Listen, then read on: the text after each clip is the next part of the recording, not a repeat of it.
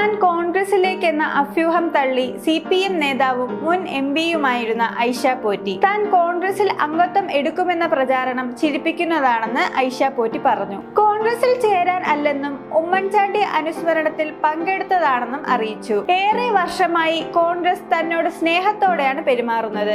ഐഷ പോറ്റി ഉമ്മൻചാണ്ടി അനുസ്മരണത്തിൽ പങ്കെടുക്കുന്നു എന്ന വാർത്ത പ്രചരിച്ചതോടെ അനുസ്മരണം നടക്കുന്നതിന് മുമ്പ് തന്നെ വിവാദമായിരുന്നു. എന്നാൽ പരിപാടിയിൽ പങ്കെടുക്കവേ തന്റെ നിലപാട് വ്യക്തമാക്കി ഐഷ പോറ്റി രംഗത്ത് വരികയായിരുന്നു. താൻ കോൺഗ്രസിൽ ചേരാൻ അല്ല ഇവിടെ വന്നത് എന്ന് പറഞ്ഞുകൊണ്ട് തന്നെയായിരുന്നു ഐഷ പോറ്റി പ്രസംഗം ആരംഭിച്ചത്. കോൺഗ്രസ് ബ്ലോക്ക് കമ്മിറ്റി കൊട്ടാരക്കര കലയപുരത്ത് സംഘടിപ്പിക്കുന്ന ഉമ്മൻചാണ്ടി അനുസ്മരണ പരിപാടിയിൽ നോട്ടീസുകളും ഫ്ലക്സുകളും കൊട്ടാരക്കരയിലും പരിസരങ്ങളിലും വ്യാപകമായിരുന്നു. ഇതിന്റെ പശ്ചാത്തലത്തിലായിരുന്നു ഐഷ പോറ്റി കോൺഗ്രസിലേക്ക് പോകുന്നു എന്ന അഭ്യൂഹങ്ങൾ വന്നിരുന്നത്.